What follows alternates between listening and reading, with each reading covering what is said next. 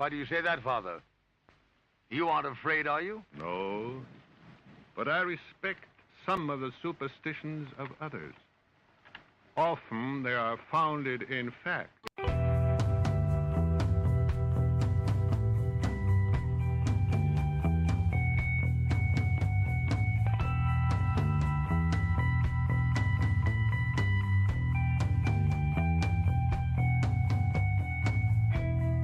Broadcasting live from our Sanctum Sanctorum in Bakersfield, California. This is the Sixth Sense Society. I'm your host, Krista, here with our producer, Michael. And today we're really excited to have back on the show Sandra Inman. She is a witch, an EFT practitioner, teacher, mentor, and author of Crafting Your Wiccan Path, Connect to Nature, Spirit, and Magic Through the Practice of Witchcraft, and also the book Tapping into Abundance, How to Use EFT Tapping with the Law of Attraction to Change Your Mindset and Turn Your Life Around. She is also the founder of Mystery Witch School, has lots of courses there, and she's just a really interesting, fascinating woman. And today we asked her to come on and talk to us about one of our I would say certainly one of my favorite goddesses, even though I haven't really worked with her, is Hecate. But anyone in witchcraft has certainly run across Hecate. And she's going to share her own experience and knowledge of working with her. But before we get started, Michael has a few announcements. Hi, everybody. Welcome back. This coming week, we are going to have a new guest, our good friend, Natasha Senkovic. She does a lot of healing modalities and empowerment stuff and all kinds of great workshops. So she's going to talk to us about what she's been up to and also a bit of a celebrity in the belly dance world. So very interesting character. And you can get all the information on our episodes on the website, sixthsensesociety.com, SIXTH, all spelled out. While you're there, if you can afford to, please buy us a coffee on Ko-Fi. It does help us a little bit, cover some of our costs. But the main thing is go to YouTube, click like and subscribe, tell your friends about us, help us grow our audience, and that we do truly appreciate. And then don't forget our new book, Tarot Alchemy, a Kabbalah-inspired approach to reading the cards, is now available on Amazon. Except in Australia, unfortunately for Sandra, because for some reason they don't print it in Australia, so I don't know why. But that's an Amazon thing. But we will send her a copy if she wants one. But you can get it there and just look it up search under books, so you'll never find it, or under our authors pages as well. So I'm not going to take up much time because we're really looking forward to catching up with Sandra. So I'm going to kick it back to both of you. So take it away, Krista and Sandra. Great. Thank you, Michael, and welcome, Sandra. Thank you for having me again. It's wonderful to be here. I think the last show we did with you was the one about the magic in the woman's body. I think we did with Mavis Lynn. So that was a little while ago. So I think probably you've been up to a lot of different things since then. Yes, I probably have. I think the first book, didn't you publish that fairly recently? The one, the first book I mentioned about the Crafting Your Wiccan Path. Has that been the last year or so that you published that? That would have been the last few years. I can't remember exactly what year it was. I think it might have been 2019, 2020. Okay. So it was before. I guess I just didn't notice it before. So anyway, now I wanted to ask you, do you pronounce it Hecate or Hecate? I've heard both, and I don't know, is there a correct one or a popular way? I pronounce it Hecate, which may be the Australian accent coming through, I don't know. But look, there's so many different ways of pronouncing it. I think unless you're Greek, we're probably pronouncing it all wrong. That's probably true. And what initially drew you to Hecate? The moon, actually. I was sitting down in my meditation spot. I live at the beach, so I was down on my rock and I was meditating, and I looked up at the sky and the moon was getting full. And so it was only a few days off being full. And I had this connection to a tarot card in one of my tarot decks where Hecate is the moon goddess in that deck. And I heard in my mind, it's time to work with me now. And I'd never considered working with Hecate before. I had seen some emails had come in maybe a month or so beforehand from Jason Miller about his Hecate course. And I looked at it and thought, no, I don't really feel connected to working with Hecate. And then, that happened later. So it was like, I really felt that, hey, I need to connect with her from just that experience. And then, so how did you begin your connection with her? Did you read things? Did you just go more intuitively? What were some of the steps that you initially took? Well, I did what most pagans do and looked for some books, which there's not really a lot of, particularly the history. There's some there, so I went looking for that. I went looking online. I actually signed up to Jason Miller's. Can't even remember the name of the course now. His number one Hecate course anyway, and I actually did that to get connected to her, and that was really good. So that Hmm. was my way of sort of entering into just doing the research and then just jumping in and going, I'm going to do this course, even though in Australian dollars it was quite expensive for where I was at the time financially. But Hecate gave me the money back, so that was really good. Yeah. And so Hecate, I know for me, the thing I know about Hecate is she's associated with witchcraft. Everybody that initially gets into witchcraft at least hears that. And of course, the moon and the crossroads. The other things I've heard, she's associated with ghosts and necromancy, and of course, with Persephone in the mythology. So are those generally, do you feel those are generally true? Is there something that you think is sort of left out from having practiced now with Hecate that you don't really see talked about very much? From what I gather historically, most of those things are true. She did seem to be present at Hecate's abduction, and she was part of the negotiations to have Persephone come back for 6 months of the year. And she does have a lot of symbols. She has a lot of epithets. She is historically a goddess of magic and witchcraft, but so much more than that. She is very, very respected, very loved in the past. People would leave offerings out for her at new moons. They would have her as a protectress Hmm. more than anything. She was much of a protectress goddess. I think these days, just simply because of the way the world is and where we're at, she's being depicted as being a very sinister goddess. And there's a lot of myth around working with her and myth about her exactly that I think needs to change. But I find her as a goddess, what's not talked about a lot is just how um, fast she is when you're working with her, particularly for shadow work or anything else. She's a goddess that gets things done almost immediately. Hmm. And if you ask for her help, she will help you. Hmm. And I found her to be incredibly helpful, incredibly focused on getting the job done and getting it done in the best way possible. Mm. So you mentioned the shadow work, which I definitely want to delve into with Hecate, but you're also talking about getting the job done. So in your experiences, what have you gone to her to ask for help? Is it something? Is it more? There's this sort of idea that the dark goddesses primarily kind of work with kind of the underworld and the shadow world, which I'm not sure is true either. Certainly that is an aspect of them, but what other things, certainly that's valuable. I don't want to dismiss that, but you said, she'll get the job done. So I'm kind of curious, what kinds of jobs have you found her to help you with? Pretty much anything from tracking down thieves to getting money back or from insurance claims and things where they've been, taking their time Mm. to give you the money, like over about 18 months. So I find that she's very quick, that when you call on her to help push something through or to do something, that things do happen.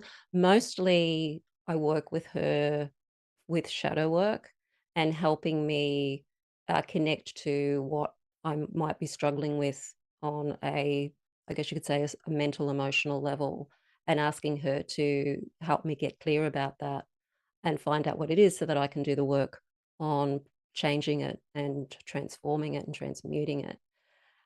But I think anything that you ask her to help you with, she's there to help. And yes, she's a goddess of the three worlds. She's a god of the chthonic realms, the underworld, and the middle world, and the upper world. Hmm. In her soteria aspect, she is the savioress. And so she has, this ability to help you transcend the human condition and raise to a higher consciousness. So she's not all about the dark side of things, which I think a lot of people portray her as, down there in the depths, working with the lower astral, cursing and hexing away. Right. She is really a goddess that I feel is beyond all that, and certainly beyond the ego, and it's very keen to help people transcend this mortal condition so that we can realize that we're divine beings too, and we don't have to be suffering the way that we're suffering, and we can go beyond that. So I find her very helpful there. That's really interesting. I don't really hear people talk about her threefold nature. And perhaps it's also a reflection of what is portrayed in the popular world as witchcraft has become. I think I've talked about this before, probably with you, probably with everybody on the shows, is it's become this sort of one-sided thing that is about kind of like being tough and being powerful and not also the loving nature connected witch, that the green witch, for instance, that somehow they're a little more separate than when I first personally was introduced to witchcraft. It was very much enmeshed in nature. Like everyone was sort of coming from that point of view, no matter what school. But because of image, the image of the witch now is younger and sexier and again, I'm not sure why it went that way. I don't have a reason, but that can be why Hecate is sort of embraced, the darker side of her. Oh, absolutely. When I first came to the craft, it was very much trying to promote it as being something that was very positive and very life affirming and connecting to nature and the divine feminine coming back and all of those things. And it was really pushed that, we don't go around harming people, to give it, I guess, a good reputation because it had been associated with evil and the darkness for such a long time. But yeah, over the years, this sort of the dark aspect of it has sort of been pushed. It's been promoted. I think that we're in a time of change on a spiritual level, and we're either going to go down the route of ego and where that sends us, or we're going to be able to go into a more of a higher state of consciousness and have more of a realization of who and what we are. And that this is just an example of this duality that's going on in the world where we've got these extremes of things happening. And I think it's just an example of that. Yeah. It's so true. It's happening everywhere. And you were talking, I think I heard you say in one of your videos that you are connected to Tara as well, the goddess Tara. And one of the things I like about Tara is she managed to maintain all of her manifestations. So if you look at the 21 Taras, they go from peaceful to wrathful. And of course, wrathful isn't what people think, but nevertheless, she has somehow managed to keep all of that through all of this history. And it seems like a lot of goddesses, including like Venus, things get separated. Their tough side gets separated. They're only loving or they're only dark. And it seems like we have to work, at least it seems helpful for all of us to work towards integrating whatever goddess we're working with. Yeah, because the gods can be archetypes too, and representations of ourselves and various different aspects of our own divinity. And we can work with them that way. But Hecate is so diverse. Like she's pretty much similar to Tara in that she has all of these realms. She's got her wrathful side and she's got the savioress side, just like Tara does. But with Hecate, I think in the more modern times, the wrathful side in a very, very limited capacity of, basically getting your frustrations and your anger and your revenge onto people has become highlighted with her. Then her ability to be able to help us get out of those emotions and not live in those emotions all of the time, which is just a horrible place to live. I mean, it's Right. hell, basically, Right. living in those emotions. And we have the capacity to not have to live in those emotions. It's work to get out of it, but we can learn to live with processing those emotions in a way that it's not going to hold us down and keep us down in the chthonic world energetically. But because of I guess the polarity, there's this there's this trend of everything going down into the ego sphere and becoming darker and darker and darker and more ego oriented, rather than being able to take control of ourselves and begin to learn to take back our power by changing the way that we think so that we can change the way that we feel. And that's the true spiritual path. It's not so much that you can transcend them, but you're trying to move away from being in these dark holes of emotion all of the time to being in a state of more love, more compassion, more joy, more happiness. And that takes work. And Hecate is very good at helping you make that transition. So, give me an example of how she would work with helping you with your shadow work. So, do you feel like working with her just brings up the specific issue more? Is that correct? And then, is there any help from her as to remedies for whatever that particular issue is? The way that I work with her, and I think she works differently with different people. It depends on how you work as a person. So it'll be how you work. But for me, I like to know what the issue is. So she helps me find the issue. She may do that through, if I'm meditating after I ask her, I might get some insight from the meditation, or I might do a tarot reading and get insight from the tarot reading, or I might come across something that day that triggers the awareness of what it is that I need to work on. She doesn't necessarily give me events anymore because I guess, more tuning into doing the shadow work deliberately. But in the beginning, I would have like an event, like my computer suddenly not working or something, and that causing me stress. Mm. And asking her to help me with the stress of it, and to help me see things more rationally and more clearly, and then the computer started working again. So for me, it was sort of learning how to deal with things that happen out of the blue and being able to handle them without going and stressing over them. And but really, it's more not so much events anymore. It's more, I'm experiencing this emotion, I'm experiencing this experience in my life. So it Hmm. might be going through some anxiety, or sleeplessness or something, and knowing that there's something in the shadows that needs to be dealt with, that my subconscious is trying to bring something up to me, and asking her, help me see what this is, help me work on it, so that I can get some sleep, or I'm not feeling so anxious anymore.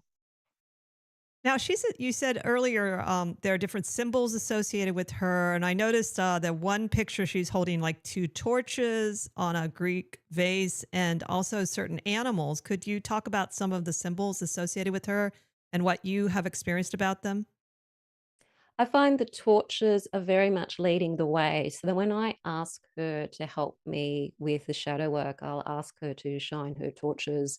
And I imagine her then turning around and leading me down, probably a tunnel into the subconscious with her torches. And the torches are lighting the way, they're bringing light to the issue, which is a really beautiful symbolism with Hecate, that she's a goddess of light, Mm. really. So even though she journeys into the dark realms, because she can, she brings light to these places and will guide you with her light. And even her animals, like the dogs, for example, dogs are about you know guarding, protecting. They can be symbols of the other world as well, the afterlife, and can be guides too into those realms. So there's an aspect of protection there with Hecate, with the dogs, and the gods, I guess, that she works with too. And some of the other animals, I particularly like working with the owl.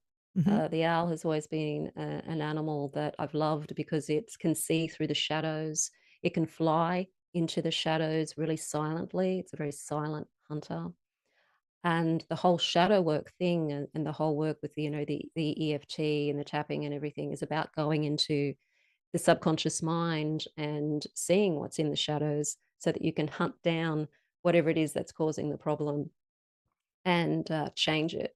So I love working with her owl as for her it's a messenger, but I see the owl as being a tool as helping me move into those shadow realms. They're the animals I'm probably most connected to. The snake is a beautiful image of wisdom, of the cycles of life. It can also be deadly. So Hmm. it's a reminder that you have to be very careful and treading through life because you can get bitten. And that's a good reminder of walking the path with trying to walk the path anyway in a way that's going to stop you from falling into the holes that we humans often fall into.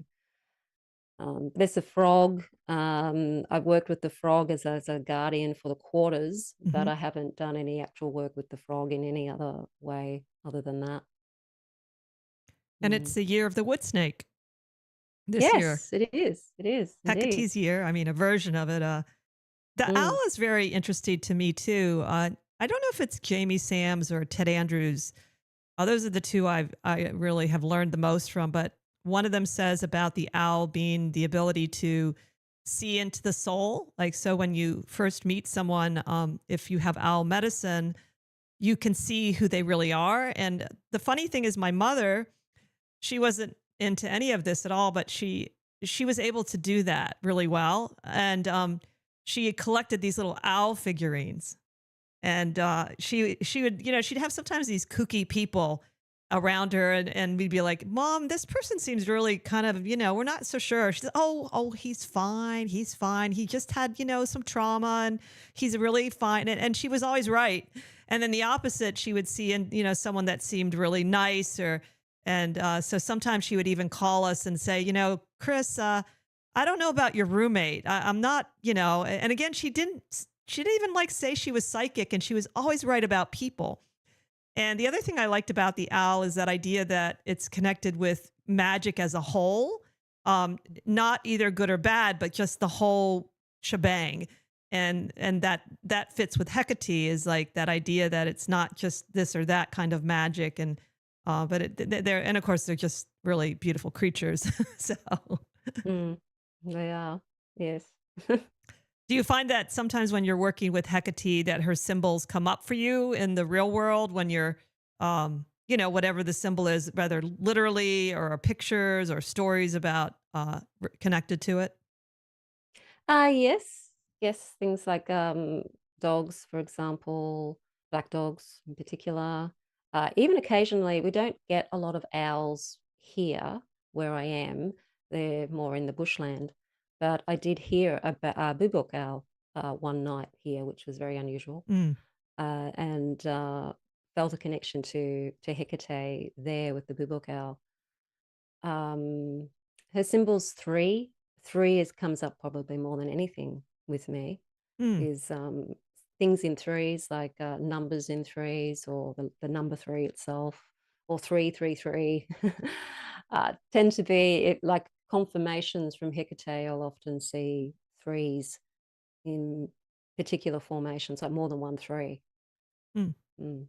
And do you go by the belief that she's connected to crossroads? Like if you come across crossroads in life, that's a sort of a power spot for Hecate?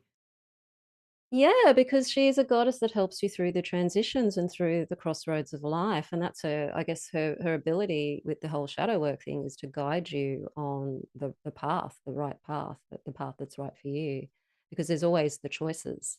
And particularly the three-way crossroads, we're coming down one of the roads and then it forks out to two choices. Which choice do we choose?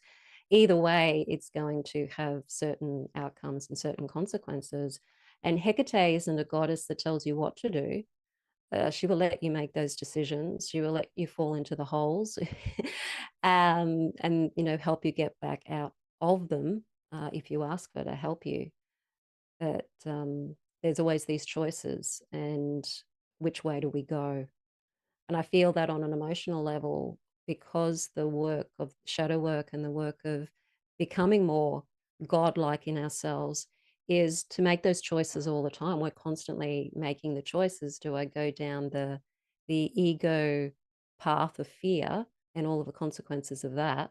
Or do I work to see things in another way and have more control over myself and my thinking and my feelings so that I can actually feel better and have a better life as a result of that? So I'd like to get your definition of ego because I know we all use that word a lot.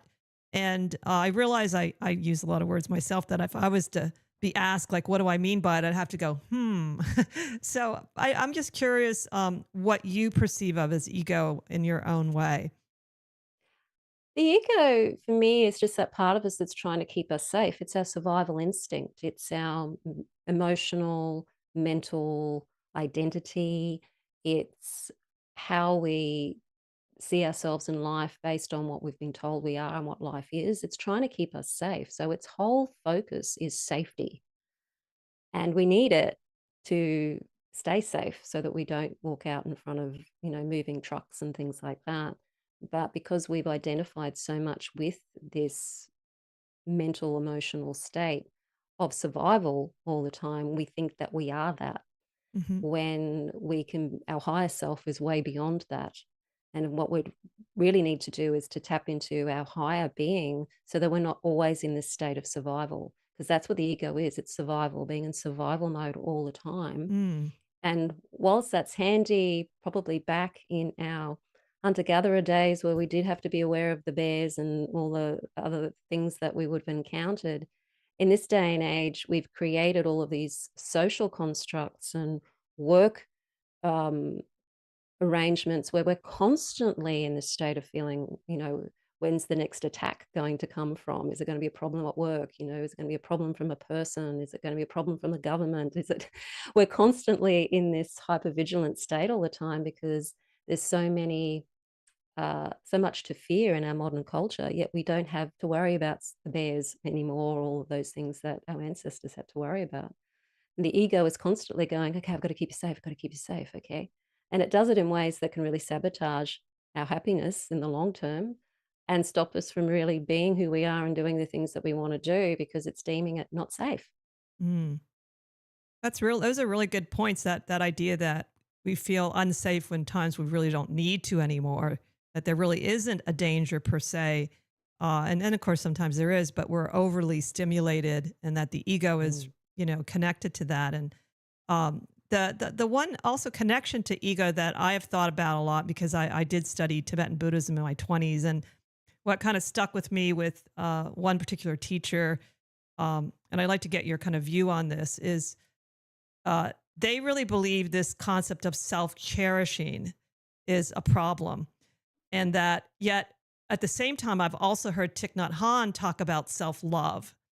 And there does seem to be a difference between, that idea that I exist and I am important versus doing something that nurtures ourself. And it seems to be, from my perspective, at least in the popular talking about self love, some of it to me seems very egotistical and it isn't nurturing per se. So, how would you differentiate between the two? And what is your own experience of? Because certainly self love to me in a good way should be part of our life, but not that idea that I'm special and more important than other people. I think, again, it's the ego hijacking the concept of self love so that the self love is about self preservation. And so, therefore, I'm more important than this person. I want to be better than that person. I don't want to be seen as a failure. So, it sort of goes into this more of a narcissism aspect and all of those, I guess you could say, those negative shadow qualities of selfishness, greed, all of those things. Whereas the self love from a higher perspective is just simply having compassion for yourself and knowing that you need to nurture yourself and look after yourself, but there's no need to be anything or anyone, or to have to be better than someone else, or put anyone else down in order to feel that sense of I'm okay. And it's really it's I'm okayness, Mm, and just looking after yourself, like looking after your health, knowing when you need to take a step back, right. and knowing that, if you're loving your own self in that way, then you can then reflect that out into other people as well, because we are all connected. Mm, that's really true, actually. Now, we talked a little bit about the shadow work, and that Hecate is very good at working at with you on the shadow work. And I'd like to talk more about the importance of the shadow work, particularly even though it might be counterintuitive, but particularly now. There's a lot of unrest in the world, and there can be a tendency to think I can fix things only by acting outside in the world. But I know Carl Jung was really big on the integration of the shadow, and that until we did that, not we wouldn't really shift things on a large scale. So I'd like to hear more of your own, since I know you do a lot of that, and your own view of it, and why it could be even more important right now. We can't change the world outside of ourselves when we're in a state of survival mode. And a lot of the activism and the things that we see happening in the world from both sides of the fence, politically and religiously, is coming from survival mode. It's coming from this need to try and force change in the world when you haven't actually made the changes within yourself first. When you make the changes within yourself, you start to broaden your perspective, and you can start to take a step back from what's going on and see it in the whole. And when you can see things from a broader perspective, it makes it easier then to navigate your way through the world and to affect the world as well, because you're not going to be trying to force anything. Because when you try to force things, you always end up with resistance. So the whole activism thing that we see in the world, all of these things of people being really extreme and argumentative and calling people names and cancel culture and all of these things, it's just forcing more resistance from the other side. And so you just end up with this war going on, and nothing good will come of it, because there's too much conflict happening, and there's too much of the ego being in survival mode and valuing our own ideology above even listening or contemplating what the alternative viewpoint might be. If you can take a step back from that and look at everything that's going on, understand the way that we go into survival, understand that the problems of the world are coming from our shadow, coming from us being in survival mode, not being connected to who we truly are, then if every person on this planet did the shadow work to connect to who they truly are, this planet would be completely different. We would have a very, very different world to live in. It would not be the same at all. But everyone would need to do it. It's true, or at least the majority would need to do it. Yeah. And it's not that politics don't matter, but I've gone in and out of it myself. I've done activism. I've completely withdrawn, and I'm kind of in the middle now. Like, I feel like there are things I can do, but I feel like for me, like what you're saying is it has to come also from what my needs are right now, in terms of how I feel I can actually have an impact. My impact might be that I need to heal, and I need to work on that. Or maybe I really can make an impact. Maybe I can write an article that is important for even a few people. But it seems to me from my own work is the more you also try to integrate it, the more you kind of know spontaneously just how active you can be and want to be. And when you really feel it's not your time, and instead of having this sort of, you know, rigid view of activism, like I'm always going to do these things. Yeah, it's about balancing things. I mean, there's a time to speak out, and there's a time to be um, active in the world, and to actively, bring to light the injustices and problems in the world. So it's not like totally retreating from it, because then you're sort of going to that whole polarity thing and going from one extreme to the other extreme. The goal is to try and be balanced in the middle, so that you're not always in this active masculine energy. You can be back into stepping back and receiving and observing the world in more of a feminine energy. So you're balancing the yin and yang within yourself, and knowing when is it time to say something and act, and when is it time to not do that and to do some reconciling or work within yourself. It's understanding and navigating the polarities and trying to stay within more of a balance of equilibrium. Because if you're dealing with the law of the principle of rhythm in the Hermetic principles, you don't want the pendulum swinging from side to side from the extremes, because you can have this extreme joy, but it's going to swing back to, Yes. the opposite, and you don't want that. So the goal of the magician is to try and keep that equilibrium in the middle. Not such Yeah. highs and lows. Yes, yes. So going And back work with the anger. and yes, yeah, anger seems to be a particularly difficult one to navigate. Both one reason is it's not acceptable. Like it's one of when things are not acceptable, it seems like it's harder, because if it's demonized, then people don't want to show it. And then of course there are people that are always angry, so always use anger. But that one seems to be tricky for many people to work with. It is, and for that reason, we have anger for a reason. It has a purpose, and the purpose is to let us know that we're feeling threatened and that we may need to defend ourselves. But underneath the anger is the fear of the threat. So if we can get the message from the anger, go, okay, I'm feeling threatened. What's making me feel threatened? And you go into understanding and listening to yourself. And then if you have to take action, then you're using the anger in the way it's meant to be used. But most people don't understand how to use the anger and get the message from the anger, and then work with the underlying fear underneath that. And work with the things, maybe the ghosts of the mind that are causing the fear, the anxieties, the worries, and all of the things that are causing the anger. A lot of anxiety is actually anger. So that if makes you sense. can understand that, because there's such a similar energy, that if you're feeling anxious or there's a lot of anxiety, look at your anger. Look at, what are you angry at? What's making you fume? That's very true about anxiety having the same look as anger. Even when you see someone, sometimes a person really is more anxious than angry, and they do have something very similar in common. That concept of sort of going in and looking at the anger too is really a really good thing. And in the Vajrayana Buddhist traditions, anger is associated positively with some sort of like clarity, like a mirror like clarity. So if I go into my anger, I will find out something, a seed of truth, which is similar to what you're saying, basically. What's really underneath it, I need to actually go in there and not sort of say, no, I can't express this, or just express it and not go in. So I like how you put it, though.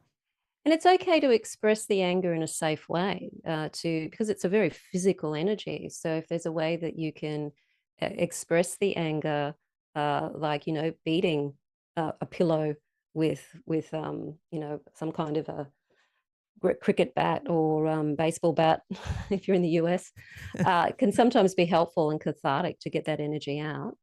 And to the point where you touch that place that's frustrated, that feels hopeless, that feels helpless, and touch base with that and find out what is it that's really the problem. I find anger tapping to be probably the best thing, where I just start tapping, which calms the nervous system down, and just do a rant about the world and what you're feeling or what you're angry at, and just let it out that way, so that you're acknowledging the anger, but you're releasing the energy of it in a way that's not destructive to anyone else. It's totally within your own space. There's no one else around you, no pets, nothing else around you that's going to pick up on that energy and get to the bottom of it. Yeah, Michael also commented, I did like what you said too, ghosts of the mind. He said, what a great concept. And that struck me as a very Hecate-like thing to say, as she's associated with ghosts, but it could be ghosts of the mind. A lot of the time it is. Absolutely. So I'm sort of intrigued by her connection to Persephone because, well, obviously Pluto's been talked about a lot because of, it switched into Aquarius. So people have been talking a lot about Pluto. But similar to you, I got sort of a message about studying Pluto a couple years ago that I should do that. And so I'm taking my time because it's just Pluto is similar to Hecate. It's very hard to find out anything mythological about Pluto because they didn't want to talk about Hades. But what I have found out, I do think shows that what astrology says about Pluto is not really based on mythology completely. And then what's interesting about Persephone and Pluto is that the modern fictional world has embraced Persephone as this powerful goddess that goes into the underworld. Sometimes they change the whole story. It's basically a love story. And there is some truth to that because it's similar to some of the earlier descent mythologies that were prior to Pluto and Persephone. But I thought it was interesting that Hecate is connected. I'd forgotten until you were coming on the show. Hecate is connected, help Persephone, I think, when she is in the underworld. And she's like a kind of mentor, I think, to Persephone when she's at least down there. Do you work ever with the Persephone idea, or what is your thoughts about some of that connection? I was attracted to Persephone in my younger days, but I didn't do a lot of exploration. It was very hard to find information back then because it's pre-internet. Because of that underworld aspect, and my connection to Persephone at that time was feeling the depths of the underworld of the psyche and feeling the weight of that and wanting to come back up out of it again. I think the story of Persephone has been, I guess, likened to, Inanna's descent into the underworld where she met Ereshkigal, which is also associated with Hecate too. Ereshkigal is connected to Hecate as well. So Hecate's, I guess Persephone is like the innocent part of us, the young part of us going down into the underworld, not really knowing what's down there, knowing that we need to go down there, feeling, I guess, attracted to doing the active work down there, and Hecate's there to guide along the way. Yeah, it's something I think because of this show I'm going to try to incorporate more into. But Persephone is also harder to mythologically to find things about. I've been trying to get to. I did find one web page finally that really had. She was like a Greek writer and wrote about the Greek. I was looking more for the mythology and the different stories because there's different versions of it. But I think it's kind of an interesting connection, the Hecate connection, and also just the whole connection to even to Pluto. So one of the things that I'm finding out about working with Pluto is you want to know Pluto's associates. It seems like it's easier to connect to Pluto through one of Pluto's associates than Pluto directly because Hades only comes up once, I think, to seize Persephone. And so you can't get directly, easily, because of the ego perhaps, to dialogue with Hades. That's my opinion, but also I read something by James Hillman where it's probably one of the most beautiful descriptions of Hades is in his book about Hades. I forget the name of it. It's something with the underworld. And it was recommended by an astrologer. And it really is a fantastic view of what Plutonian energy is. And one of the things he sort of emphasizes, we really can't understand it because the realm is a realm of death and sleep and dreams. And the ego can't really grasp it except by going through dreams and death and, hypnosis maybe and things like that. And I thought that was really interesting that it's not so easy to access directly, but it seems like someone like Hecate, because she comes up right into the world, would be a good way to access just even Hades. I guess Hades, like I haven't done a lot of work with Hades, but it's like he's a representative of the subconscious mind in many ways, because there is only some ways you can access the subconscious. You have to be in a trance state. You have to speak the language of the subconscious. That's why hypnotherapy is the way it is with suggestion. You can't force the subconscious mind to do anything. You have to suggest to the subconscious mind to do things. And it's hard sometimes to really get down into the really dark depths of things in the subconscious mind too. It's like the work of shadow work is like peeling an onion. There's just layer after layer after layer. And it's like you're just trying to find the core of the onion, but the core just seems to be elusive. There's always other things peeling around it. That's really good. Yes, I agree with you completely. Now, do you consider the golden shadow concept part of shadow work? So the golden concept, I came across through someone writing about Carl Jung, and the golden shadow are talents that you repress.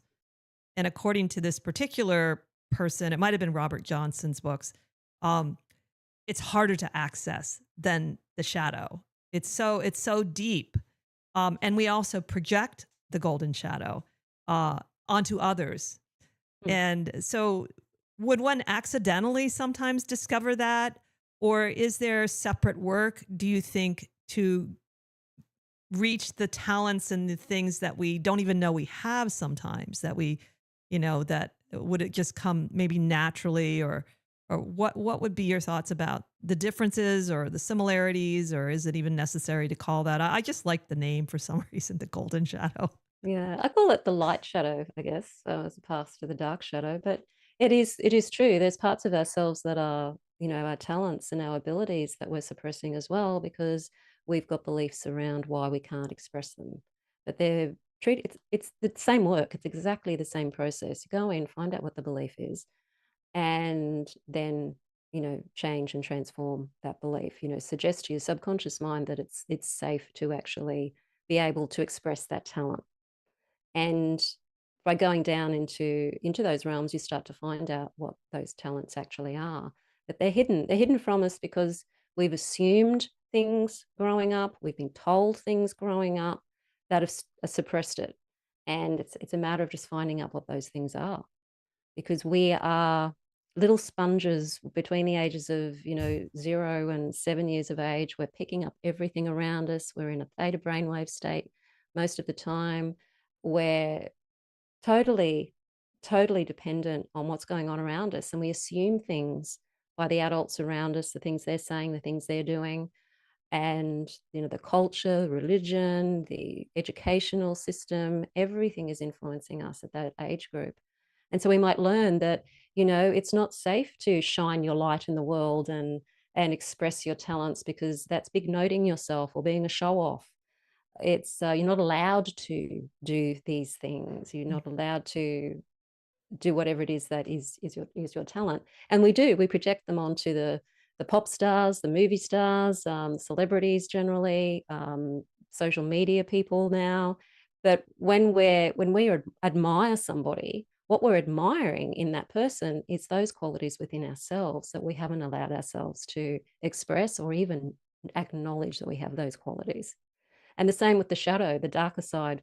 When we really dislike somebody and we have a lot of issue with them, we're looking at those aspects with that actually within ourselves that we're not accepting within ourselves and exploring within ourselves. It's really true. And I do find with, again, that idea of the public talking about shadow work, there's an overemphasis on only the dark shadow work. And then I came across by accident an article by a therapist saying that you need to bring back your projections that are good, that it's hard on a leader. For instance, if I really admire a leader to the point where, it's like this deep admiration, that you look at their traits that you admire and you develop those in yourself, it puts a burden. And I think because the light shadow feels good and it can help the person initially, but then of course it hurts because people then are like gods, and they're not really gods, they're human beings. And if they have a flaw, we all go crazy over, something that might just be normal. But I never thought about pulling back my light shadow. And I thought, well, I had a person in mind I was admiring. I said, well, actually, that makes a lot of sense. And I've been trying to do that a little bit more consciously, because the dark one can feel uncomfortable. And so, unless you like that feeling, you want to pull it back, but the light one feels good, Yeah, but was not aware that by admiring that person, we're actually not allowing ourselves to express those aspects of ourselves, unless you do want to. You are more aware, and you go, okay, these are the qualities I admire in this person. How do I develop these particular qualities in myself? Because nobody is perfect, and even if we admire somebody, they've got their shadow too. They've got their dark shadow stuff happening as well. We've all got our stuff, Hmm. and just looking at those aspects that we admire, and allowing them to be, I guess, human when they do fall off the pedestal that you put them on. Exactly. Now, with Mm. working with Hecate, has she really ever surprised you with something that you wouldn't normally associate with her when you, because it's always interesting when people go to work with a particular deity for a while, what actually happens and what your own, again, this would be your own unique experience of working with her. Nothing really surprises me with Hecate. I think numbers, like seeing like triple ones or triple sevens or triple fours, which are the angel numbers. I wouldn't expect, I guess, Hecate to be associated with other numbers apart from the threes. Hmm. So when I get guidance like that, I still connect it to Hecate. It's like she's, because we're all connected and everything is connected, she's also connected to those energies as well. Hmm. So that's probably the most surprising thing about her that I can think off the top of my head. No, that is interesting. I wouldn't have associated that with her either. And do you have a devotion that you do with her on a daily basis? Do you work with her more out of need? I like to work with her every day when particularly if I'm doing shadow work or things are particularly difficult. I have at times worked with other deities instead, and not worked with her. At the moment, I'm finding myself working with her again. It comes and goes, and I think with Hecate, there's a myth going around that once you start working with Hecate, you've always got to work with her. You've got to do a dipnon every month, or Hecate is going to, throw her wrath upon you. And that's just not true. She doesn't have an ego, which means she doesn't give a hoot whether you stop working with her or not. It's in that higher realm of not having that ego attachment to being rejected or something like that, or being jealous. Those are all ego things. Those are things that belong here in the lower planes and the lower realm. So she's not like that. So Mm. when there's times if I want to work with another goddess because I'm wanting to work with, or another god because I'm wanting to work with those particular aspects or qualities, then I will work with them. Um, but probably since about 2018, I've been working mostly with Hecate. I was working with Tara for a very long time. And then when Hecate came along, I started working with her. So I guess she's been leading me through a lot of shadow work and a lot of inner change. A lot of the work that I've been doing lately has been identity shifting. So, really deliberately trying to step into that version of me that I know myself to be, but all of the previous beliefs and assumptions have been stopping me from being able to really experience that and live that. And so, I've been working with Hecate a lot with that.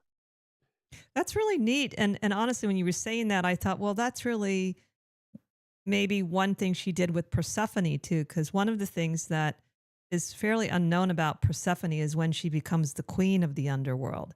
So we know her story of her innocence, and but what happens when she rises in power?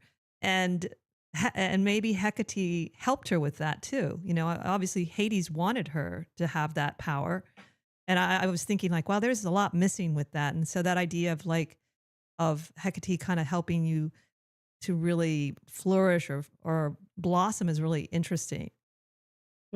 Yes. And I think, well, for me, she's been probably the best deity for me to work with in that sense, because that seems to be her focus at the moment, with people, is to bring people to a realization of who and what we truly are, and to help us step away from this identity with the 3D realm and our helplessness and our hopelessness, and to do the work of be, empowering ourselves again and being who we really are.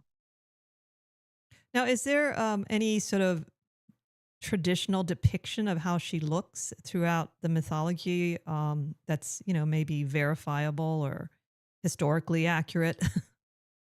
I think there's some pictures of her. She was on coins apparently. Mm, But basically it was just, I guess, a Greek woman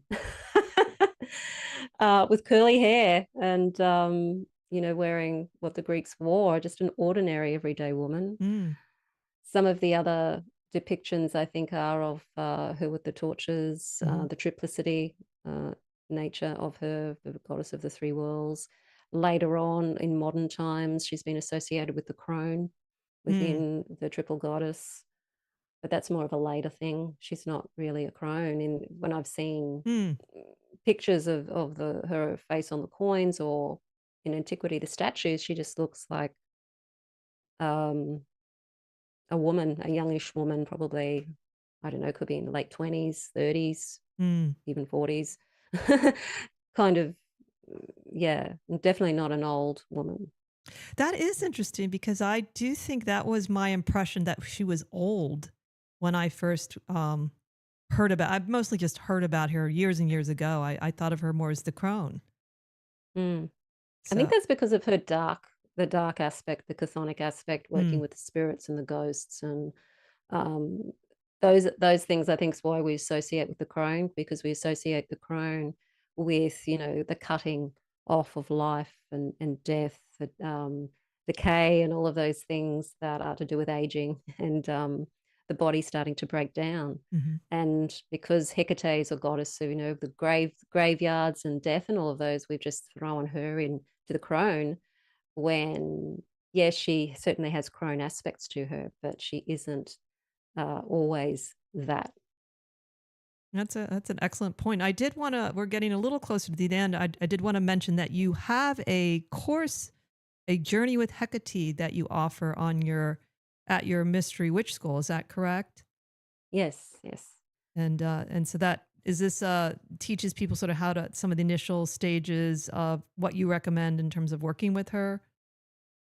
Yes, this is if you're wanting to work with Hecate for the shadow work. So this is identity shifting, where you've got to the point where you know that you could be expressing yourself very differently to how you are, that you're keeping yourself stuck, you're keeping yourself stifled because the version of you that you know yourself to be, that you may even in your imagination imagine you're being, isn't the person that you're being right now because you're not feeling allowed to be that person, not feeling safe to be that person, or all the other beliefs that might be in the way.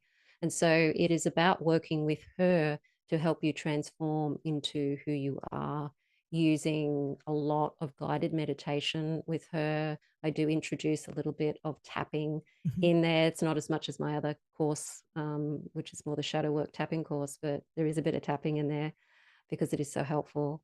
And ritual, using ritual to connect with her, having a daily practice to connect with her, so that you're building a relationship with Hecate as a guardian to you exploring who you truly are and Mm. stepping into that. And her there guiding you and helping you when you go through the roller coaster ride that can be. Mm. Mm. That sounds really wonderful. I love that the way you're putting the whole identity shifting. I think that's really it's really brilliant. It's just and it's true because I think there are people that kind of like know who they really want to be and they've made some stride, but they're still sort of stuck. Probably a lot of us actually. I can think of some areas for myself that I don't feel I'm really fully there. And it's easy to get stuck. Mm. It is indeed. So And I guess we are winding down. the Sorry. music, I can hear the music. Music's on. But you can find out about Sandra on our website. We have her information, so you can go to the Mystery School and find out all the other courses that she offers. And thank you so much, Sandra, for coming on. It was wonderful to have you again. Once again, thoroughly enjoyed it. And yeah, really thank you for having me on again. Of course, anytime. And thank you all for listening in. Join us next time as we continue to explore the esoteric and the obscure together. Have a magical week.